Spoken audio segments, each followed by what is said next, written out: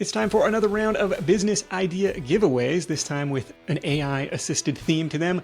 We've got 15 at least of these to go through, and to help me out, he's no stranger to the Side Hustle Show, longtime listener, serial side hustler from doyouevenblog.com and codeplaybook.com. Pete McPherson, welcome back. Thank you, Nick. I appreciate you having me on again. You bet. So you were just last on only a few months ago, episode 659, if you want to go back in the archives and check that out. There was a lot of interest around that because you were talking about using AI to build software, sometimes recurring revenue software, the holy grail of side hustles. That's right. So episode 659, if you want to go check that one out. We talked a little bit about idea generation in that episode, but today we figured we'd just open up the brainstorming wish list here and just throw out some ideas. And so I want to tee this up with an idea that is kind of been at the top of my mind, and I want to get your take on how feasible this would be. And so I'm calling this kind of the content curator tool, for lack of a better word, because every week, me and my assistant, we spend some time looking for interesting side hustle stories, and we include those in our newsletter at the bottom, like, hey, we found this, you might also be interested in this. Oh, so-and-so made, $5,000 last month selling ice cream at community events. We're like, oh, okay, I didn't know you could do that. Like just random little side hustle stories like that. So one, could you build a curated newsletter and you train it on your own voice? I'm still big on like the newsletter model, but the curation part is time consuming, especially if you got to recreate it every single day. The second use case that I see would be like, okay, could you create a summary of 10 of these that you find every week and kind of build me an outline that I could use for an episode, right? And so that would be a very specific use case, but I think you could do this in just about any industry, hobby, niche, like in the car business. Everybody in the car business subscribes to automotive news. So could you create a digital automotive news that, had a unique voice, had a unique perspective? We've talked to local curators who, talking about community events in their local hometown. I think there's a lot of work that goes into building something like that. I'm wondering if there's a way to scrape, for lack of a better word, but like somehow automate that curation process. Yes. Well, there's always a way, period. The question is it viable or not? I would argue this is a great idea. The first thing that popped in my head were these old RSS feed conglomerators. I can't even remember the names of them. Feed burner, and there was a handful of others.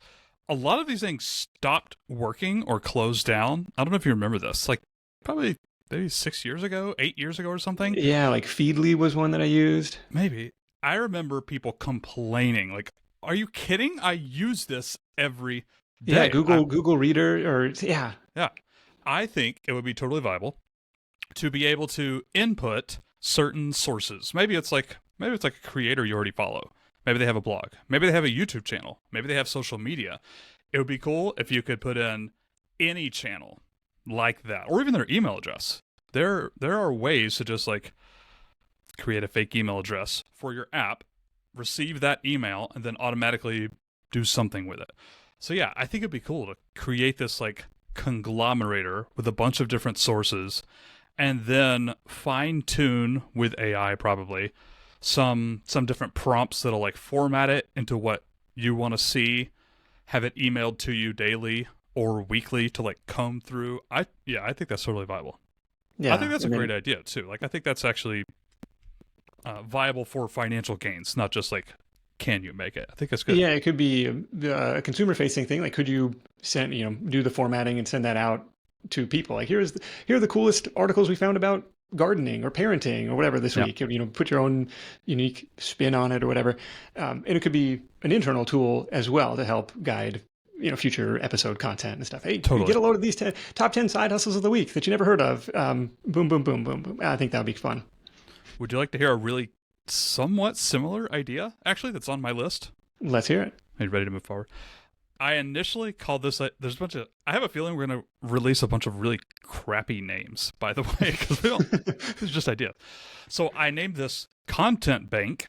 This was originally an idea for creators like us, podcasters or YouTubers or marketers or whatever. Originally, it's not anymore. I'm going to read what I wrote, and then I'm going to read my new idea. I wrote down a searchable database of all of your content. aggregated across all of your channels, social, email, YouTube, blog, podcast, everything. Just a database, links to everything, maybe even like a little AI summary of a piece of content.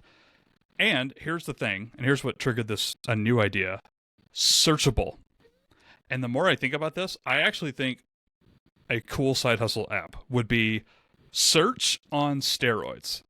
As in, what if you had your own search bar that you could specify where it searches? So I'll just give you a really personal example. I would use this all the time. I'm pretty sure I would use this like 3 times an hour if I had it.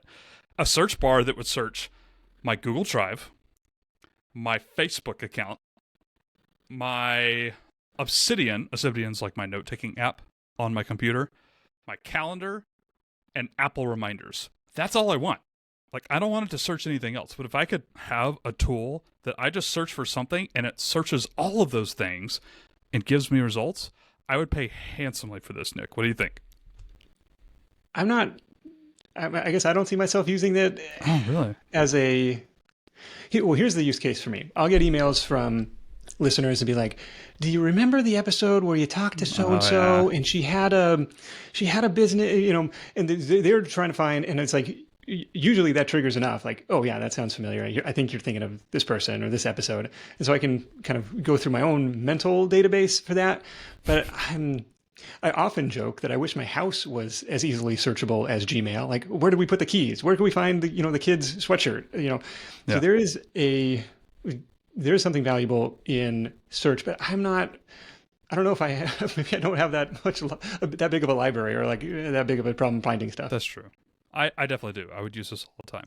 Also, why can't you search your house like that? So we registered like our kids' emails, when they were born, like, first name, last name at gmail.com.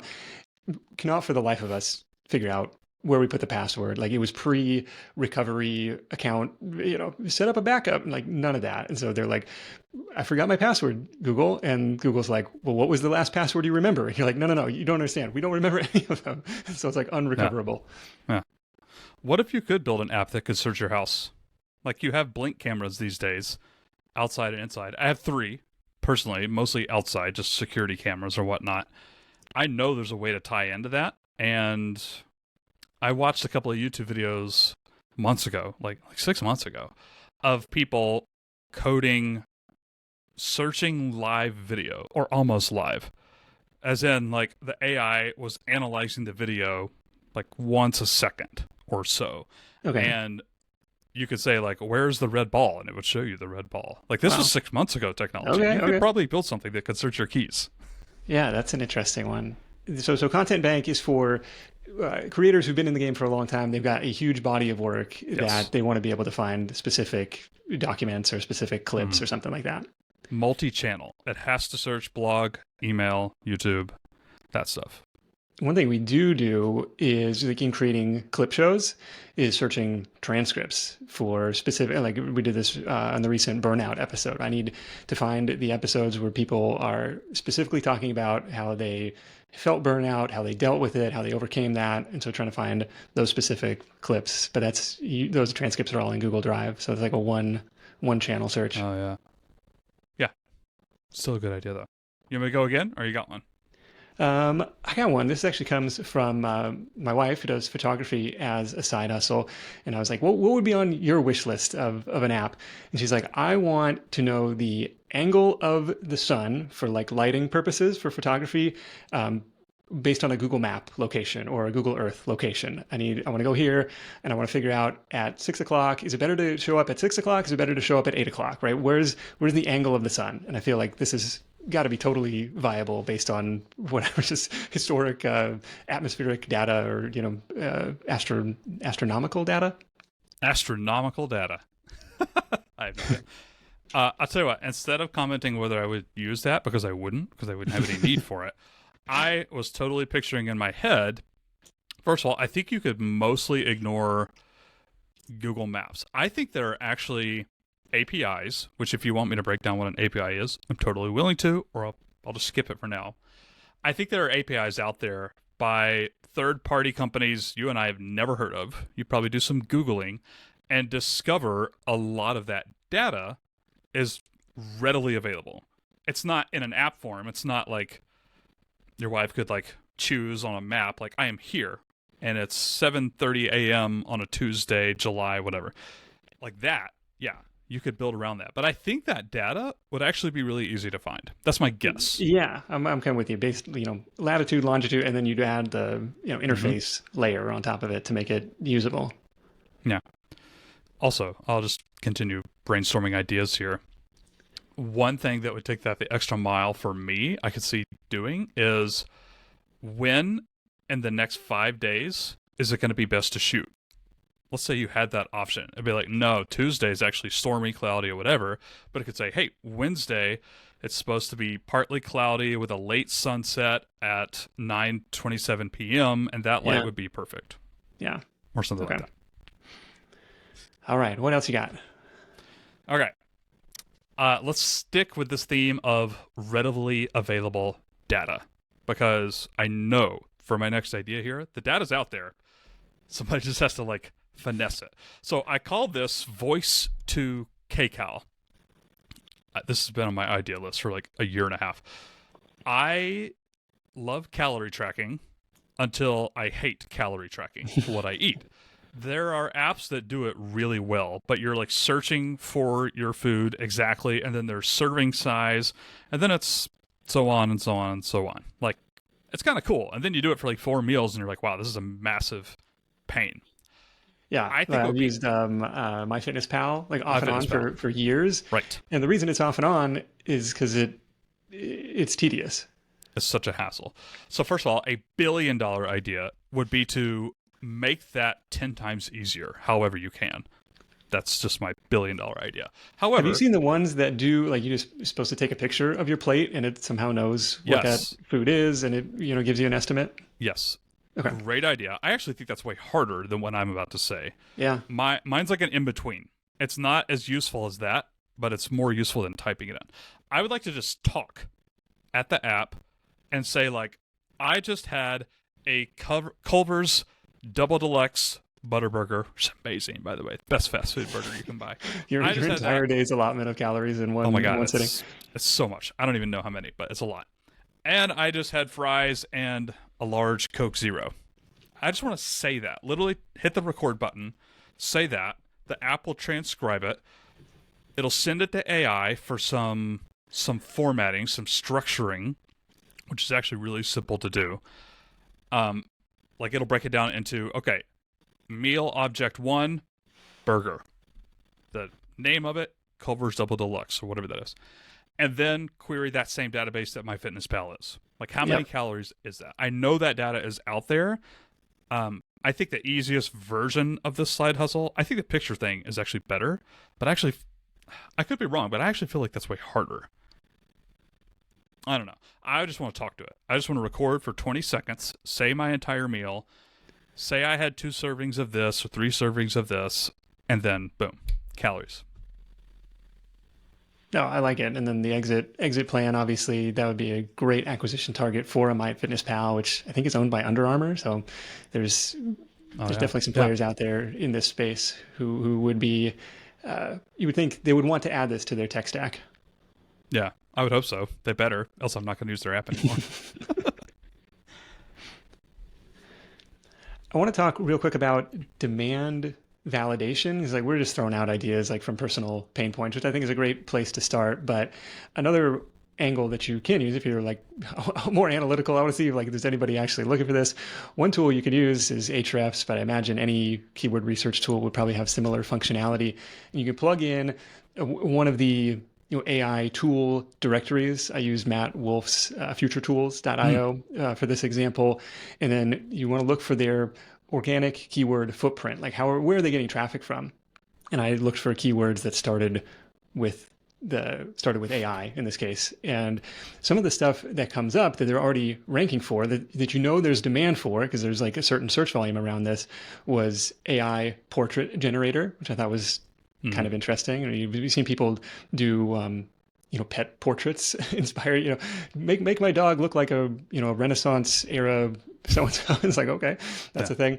AI recipe generator had 2,000 monthly searches. AI symptom checker, which you can't imagine anyway that would go wrong, but 1,500 searches for that.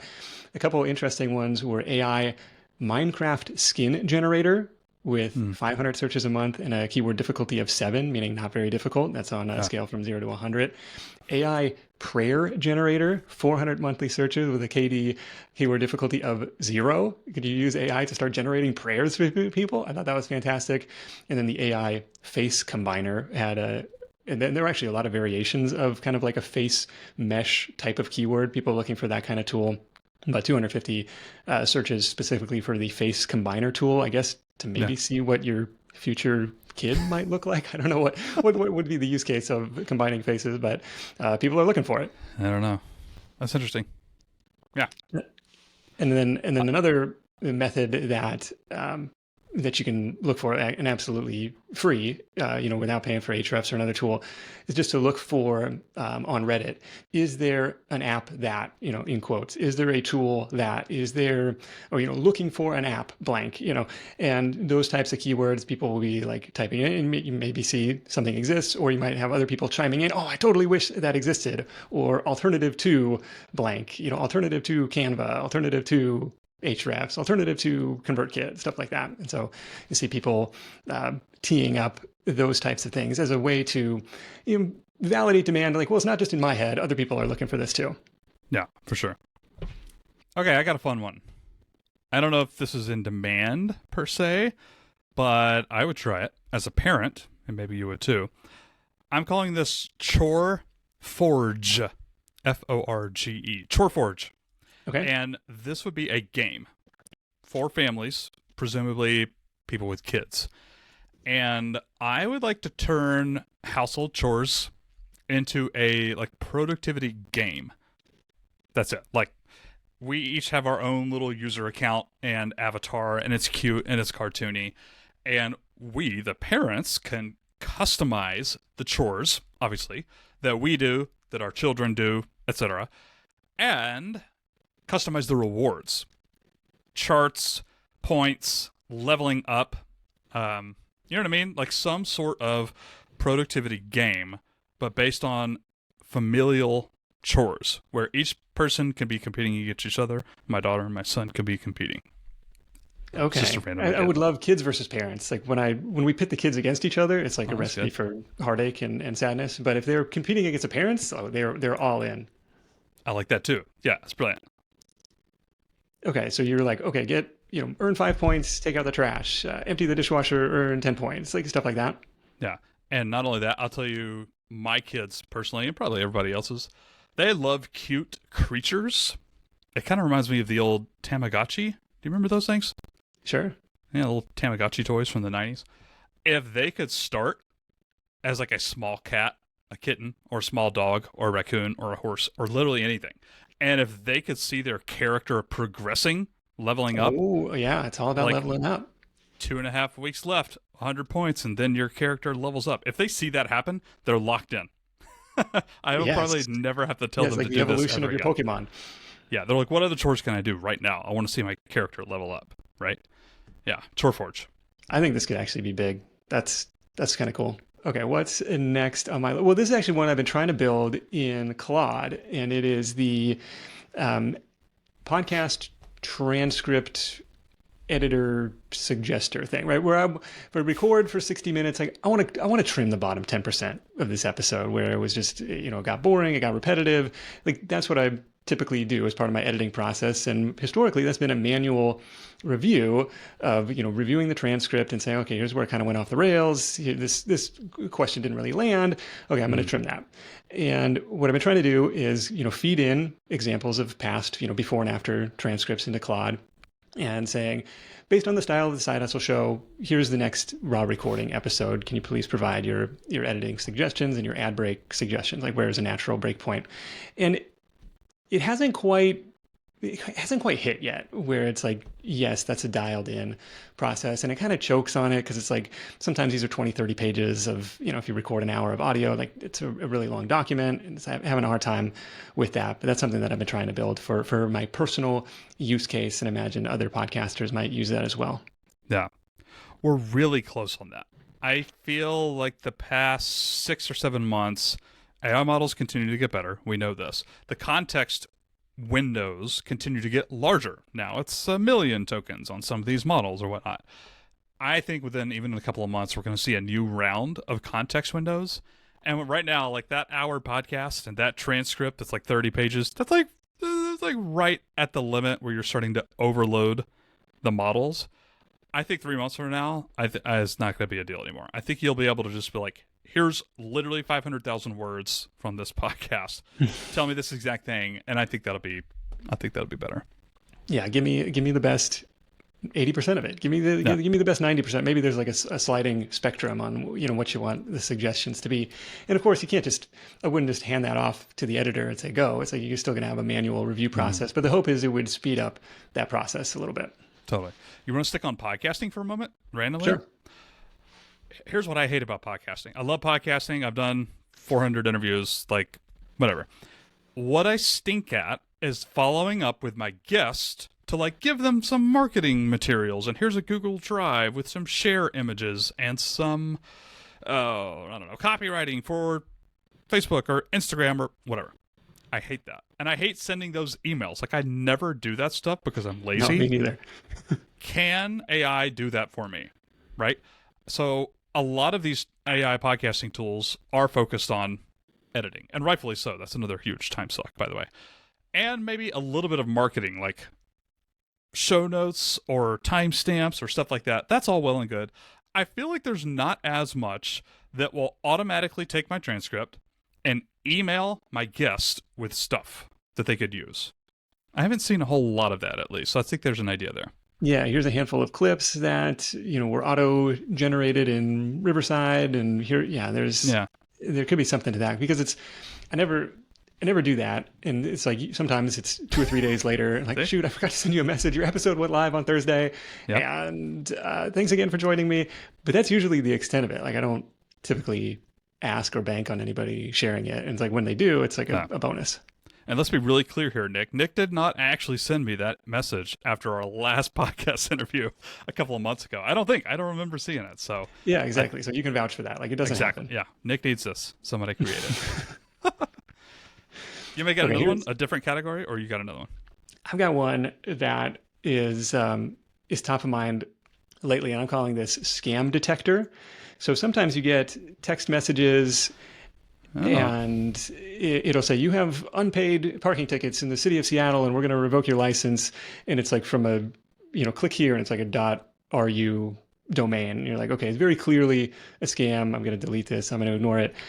But sometimes the line is a little bit more blurred. Like I got this IRS letter the other day and it was about a return from 4 years ago. I'm like, is this legit? Like it looks legit. And I sent it to my accountant and he was like, yeah, that's legit. But I was like, is this an IRS scam?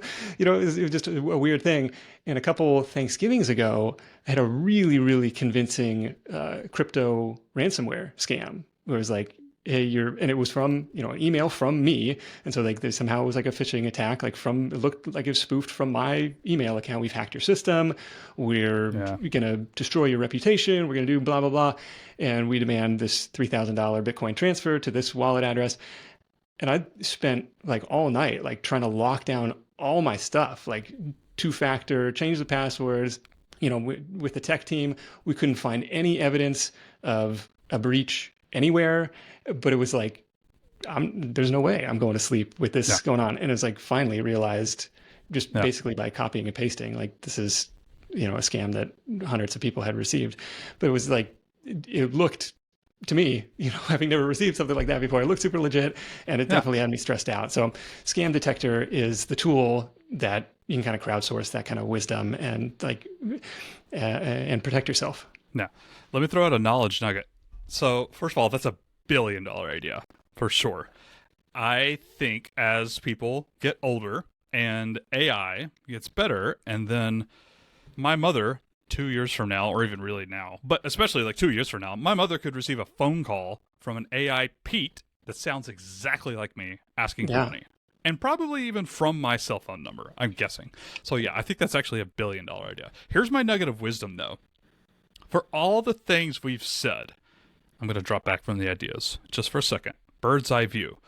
For all of these ideas, I can get lost in a little bit of overwhelm, like, oh my gosh, yeah, and I need to check spam text messages and spam emails and spam calls and spam AI and spam this, that. Yeah. I think there's a version of every single one of these ideas that can be done in a weekend.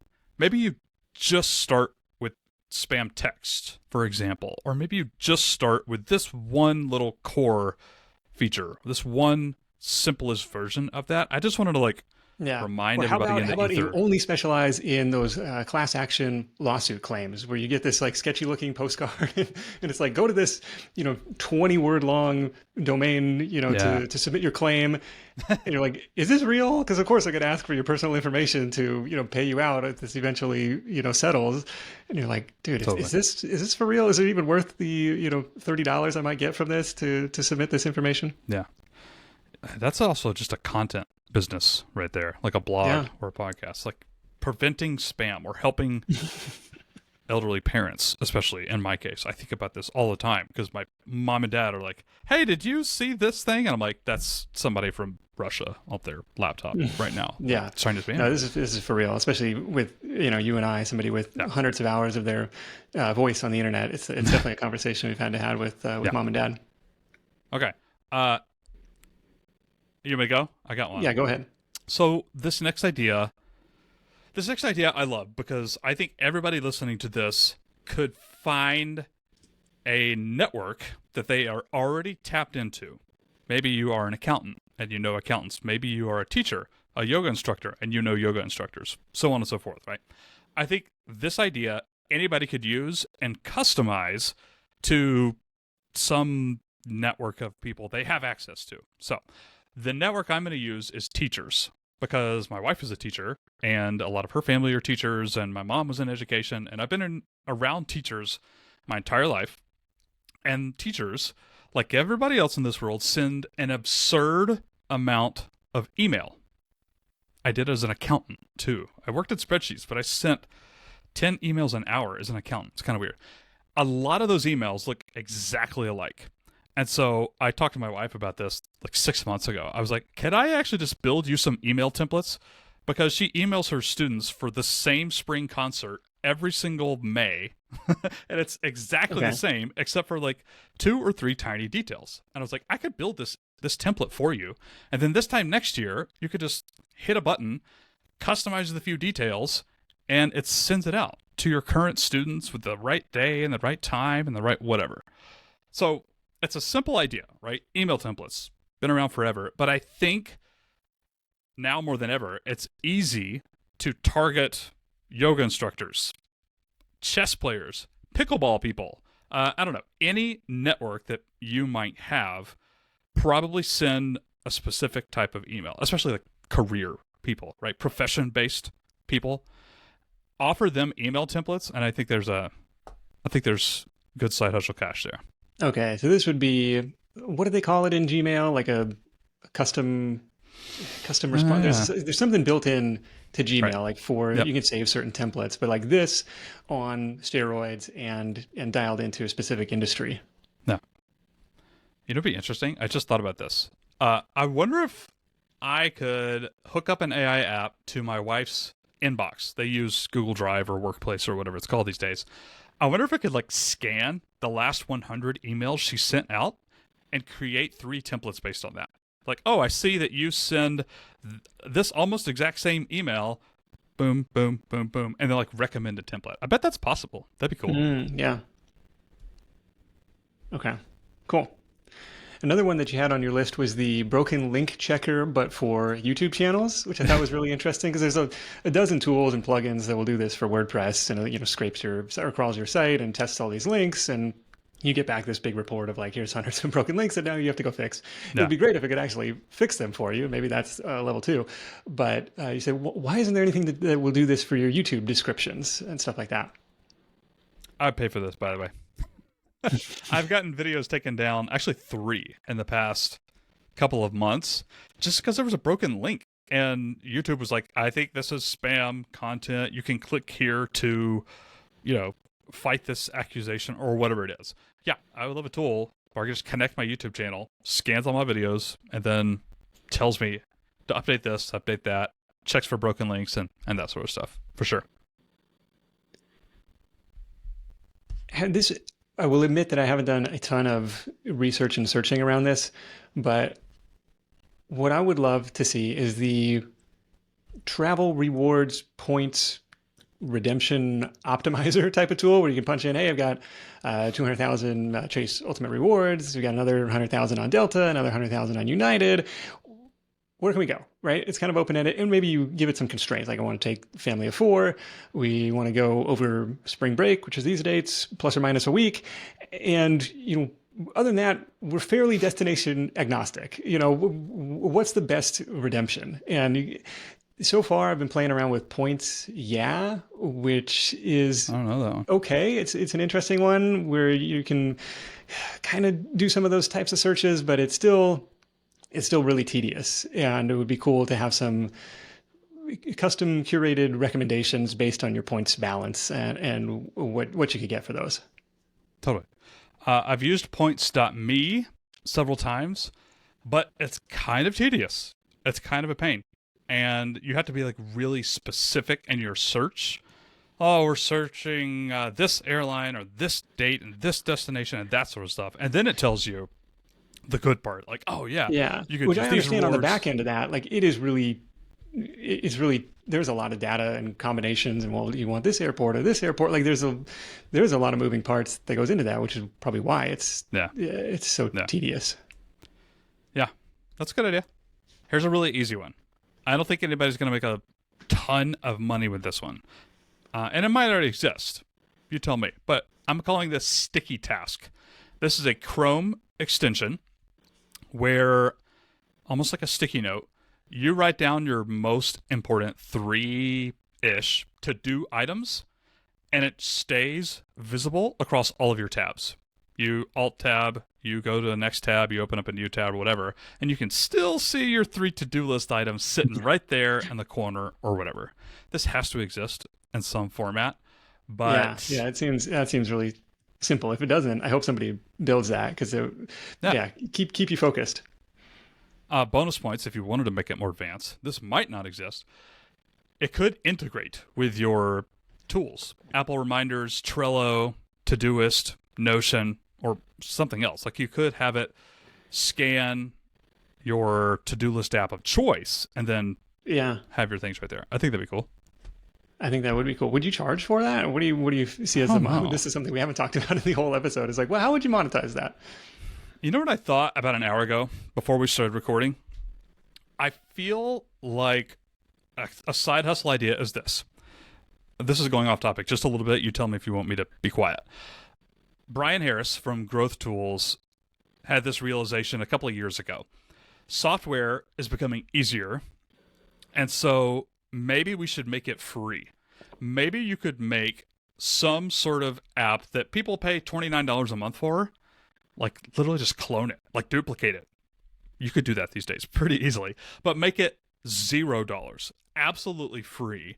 And the idea is, hopefully, you can get more people in your funnel. This would now be the top of funnel activity, and you could do services or even online courses or memberships or any other monetization strategy on the bottom end of the funnel. Again, that's not my brand new idea, but I feel like with AI coding, it's easier and faster than ever to create the next Calendly. Let's just say Calendly, right? The scheduling manager or whatever. Create Calendly, but 100% for free.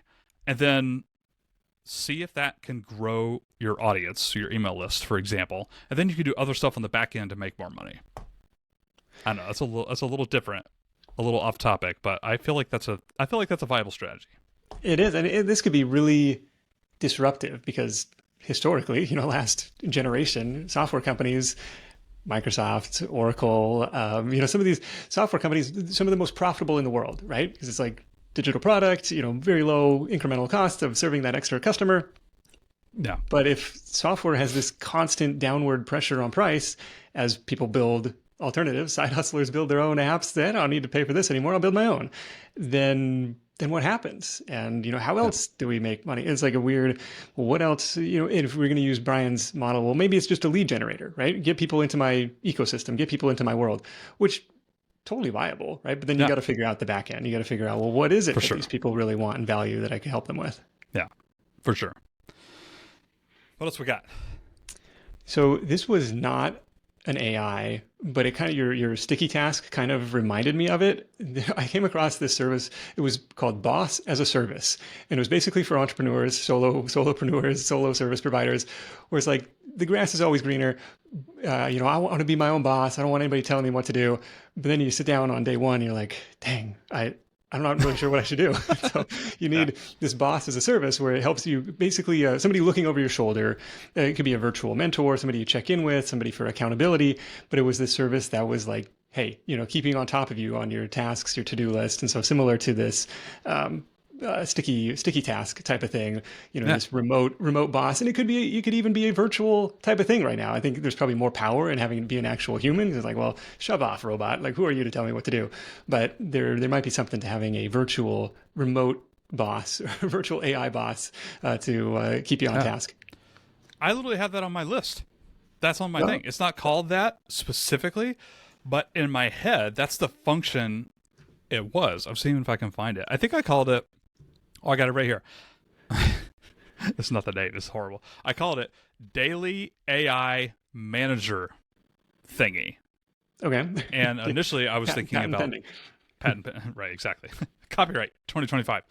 No, in my head, I was thinking some AI that has all of the context, my goals, my life, my work, my projects, and that sort of stuff. I feed it all of that information, and it has access to my to-do list. Maybe it's Notion, maybe it's Todoist, maybe it's Trello, whatever. Yeah. Right. And every morning it sends me an email or a text or a call for that matter. You could do this via AI voice these days. It calls me to be like, hey, you got this thing coming up that you said you wanted to do. And don't forget you have a call with Nick at 2 p.m., but you're going to be busy after that with your other friend doing this, so you really need to prioritize this today during these hours or whatever. So it's kind of the same idea, right? Like this boss is just making sure you're doing the right things. I think it's a brilliant idea. Yeah, that definitely seems like something that could be built, could be fairly automated, especially if it could read into the context of your business and hey, these are your top priorities. These are what you said were going to be your top priorities. Here's some deadlines you got coming up. I think that'd be really cool. Yeah. Have you heard of, I think it's called My Body Tutor? We talked about MyFitnessPal, but this is like a different one. Yeah. So this is a service where for hundreds of dollars a month, basically they will check in with you. You'll do your meal tracking, and then they'll check in with you 3 times a week, by text message, I think. Are you on track for your goals? And that's all it is. It's just accountability. But it's like that, the power of having somebody look over your shoulder, all of a sudden you stop eating, ice cream and cookies and stuff. It's like just that extra little insight. And it's like, I think it's going to have to be human or have some human element to it, but maybe it's worth experimenting if a robot could have the same role.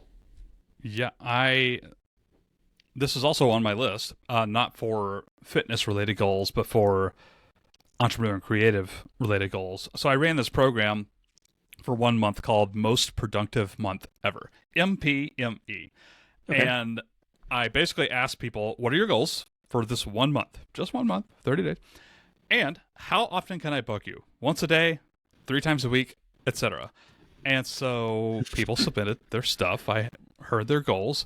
And then I just called them 3 times a week or 5 times a week and say, hey, how's it going?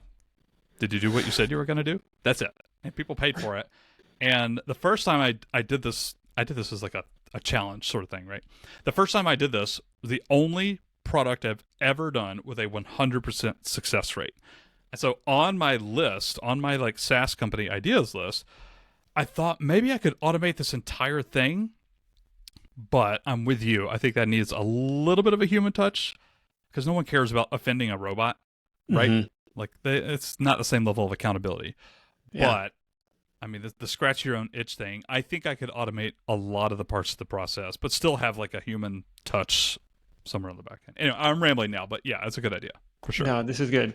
Did you build at one point an LMS or a course hosting software? I did. I did. And Is it not live anymore? oh, it was an awful experience. The product was great. I stand by what I built, and it works, and it's fine. However, I was not prepared for people actually implementing what I built. It's complicated. I don't want to go into it, but it did not work, and so I shut it down. Okay. The reason I ask is Teachable sent me a note and said, "You've been paying us $450 a year, or something like that. Oh, We're going to jack up your rate to $1,600 a year, effective, next month." And I'm like, whoa, yeah. that's not what I signed up for. What's going on? That's like almost quadruple the rate.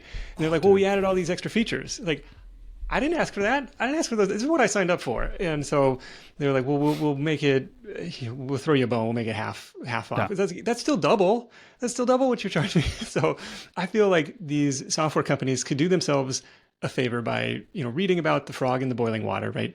Just bump it up 10% a year. I'm not even going to notice, right? But instead they go for this huge rate, which all of a sudden has me shopping alternatives, asking Pete if like, hey, can I buy your thing instead? Like, Oh, there's, dude.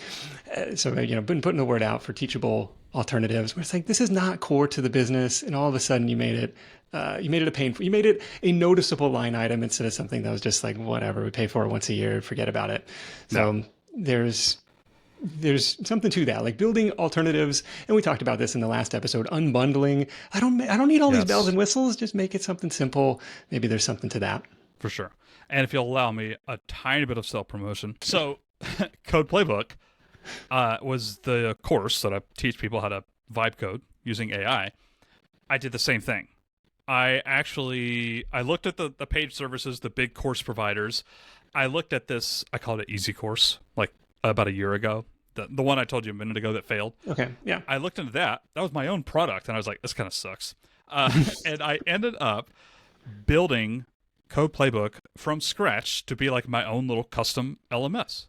And also, I recorded it. The videos are right there, and you can also like clone it in 5.5 seconds.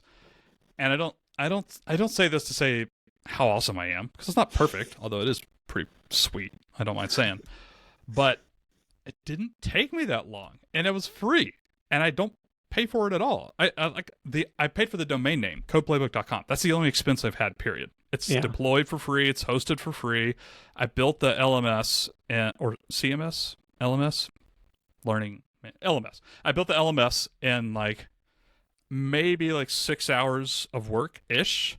And if you wanted to duplicate it today, you could. It'll take 5.5 seconds. And then you'll have to like customize it for your own thing. But it's just mind-boggling that companies are jacking up their rates like this when there are people like me out here that would be like, no, I could do this for free right now. I could sell it for a tenth of your cost. And massive opportunities for like every industry. Disruption is the word you used earlier. I think we're right there. Yeah, that's kind of crazy. Okay. So I'll keep shopping around, but at least I bought myself a little bit of time there. I have a kid-related one or parenting-related one. Okay. I don't have a great name for this, but I'm calling it like, anything but make it baseball.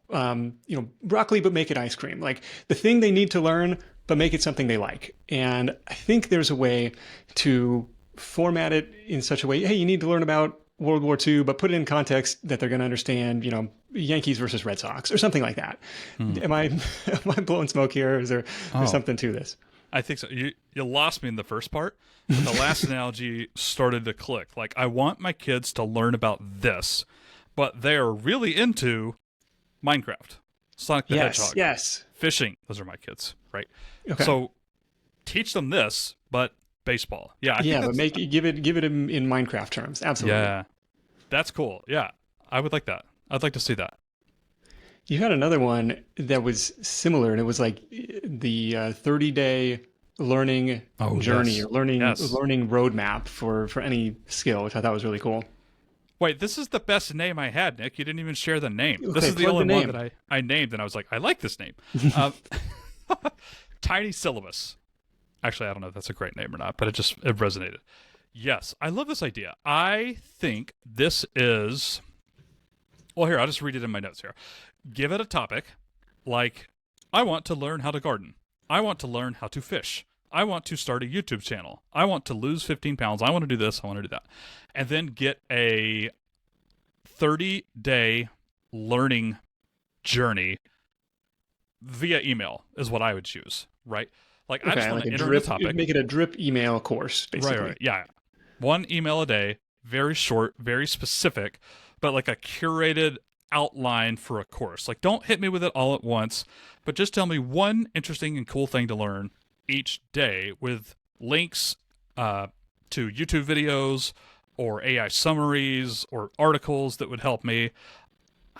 I think this is cool. I actually thought about building this. This is still on my to build list because I don't actually think it'd be that hard. It would be really, it would rely on AI heavily, probably. But I think with the latest round of models that can do really good Google searching and what's the right word I'm looking for here? Like scanning YouTube results, scraping. Sorry. Okay. Scraping Google, scraping YouTube videos. That combined with AI, I think it put together like a really cool thing. 30-day learning journey via email on any topic, period. Yeah, it seems really viable. It seems really valuable. It seems like you could even use it to build paid products. You could use it to build, free lead gen challenges. There's a lot you could do with that. Like the 30-day, well, like Tiffany Aliche, like the 30-day Live Richer challenge. We're going to drip this out.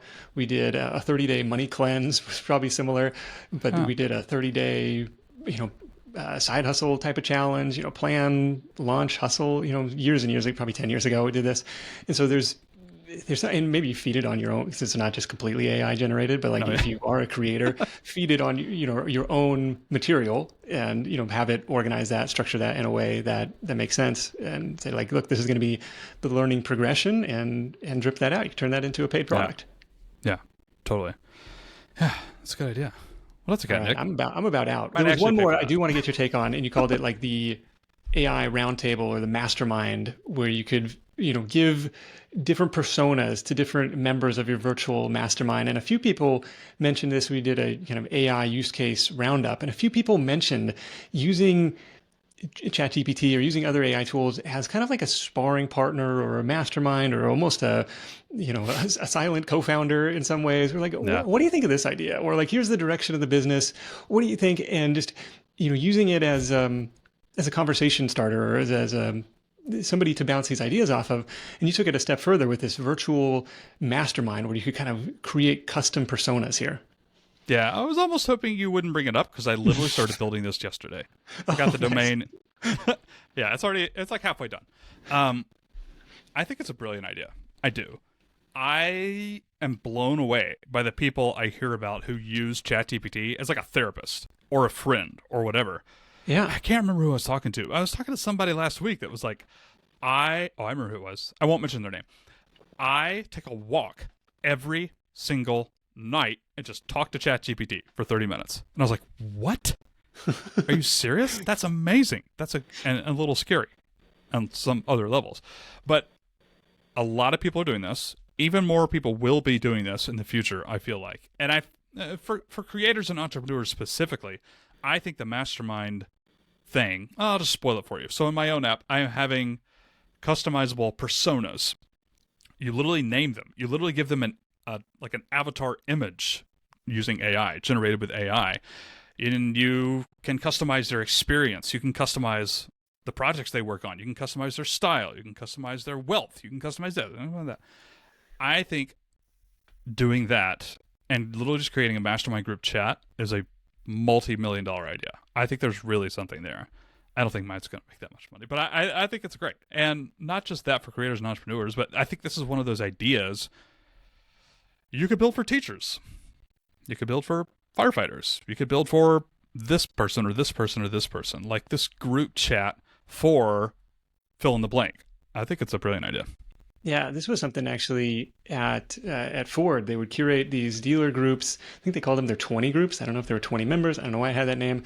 But they would take similar sized dealers in different areas of the country where they weren't competing with each other. And they could get together, usually virtually, but I think sometimes in person too, and be like, well, how much are you paying your service manager? Or what percentage, gross margin you typically get? Like, how do you do that? Or what was an advertising campaign that really worked for you? And so it's kind of that idea, but bringing it virtually and using AI to do some of that. If you do you want Wow. me to cut that? Like if you don't want to, if you don't want No, that no, out leave there, it in. That's fine. okay. I don't care. Do you have a site for it? Can we can promote it? Okay, I did, and then I purchased a domain name, and then I found a better name, and I sent both of those names to my best friend and said, "Hey, which one of these names do you like better?" And she said, "I hate both of them," and so now I don't know what I'm gonna name it. So no, I don't have a site yet, but people can All right. Well, let me know create after the your own. fact, and we're happy to plug it in for people Okay. listening in the future. All right. So you got Code Playbook, you got this virtual mastermind thing, you got Do You Even Blog? Yeah. What's next? What's on the radar for the rest of this year? On the radar for the next this year, I have I'm selling my second company in the past couple of months, so I got one of those offloaded. I got 2 or 3 more apps existing that I'm probably going to sell in about a year, and I got one more that I started today, which is a really small one. It's not going to be like an ongoing thing. So yeah, the game plan for the next year is to do more of these ideas that we've talked about, try and build them up using, first and foremost, my existing audience, to be really honest, and then maybe a little bit of paid advertising if I have the profits to spend on that, and then selling them, Yeah, and then retiring early, Nick. That's what we're here for. living that fire lifestyle, man. I know. All right. Well, I Trying really to. appreciate you joining me. I get a kick out of just brainstorming these ideas and the back and forth and the energy that I get from that. So I really appreciate you stopping by, taking the time to do that. Make sure to subscribe to Pete's newsletter, doyouevenblog.com for that. If you want to learn how to build these apps yourself, codeplaybook.com. We talked a little bit about the nuts and bolts of what it's going to take, the different tools, cursor and stuff like that to use and how to prompt them in our previous episode, 659, if you want to go back and listen to that one, Pete's last appearance on the show. You've been listening to The Side Hustle Show. It's your one-stop shop for legit ways to make extra money. Whether you're new to the show or whether you're a longtime listener, I want to invite you to generate your own personalized Side Hustle Show greatest hits playlist. Hustle.show is where to go. You answer a few short multiple choice questions. It spits back out 8 to 10 of our recommended greatest hits episode based on your answers, conveniently packaged in a little curated playlist you can add to your device. You can go learn what works. You can go make some more money. Again, Hustle.show for that. Big thanks to Pete for sharing his insight. Thanks to our sponsors for helping make this content free for everyone. SideHustleNation.com/deals is where to go to claim all the latest offers from our sponsors in one place. Thanks for supporting the advertisers that support the show. That is it for me. Thank you so much for tuning in. Until next time, let's go out there and make something happen. And I'll catch you in the next edition of The Side Hustle Show. Hustle on.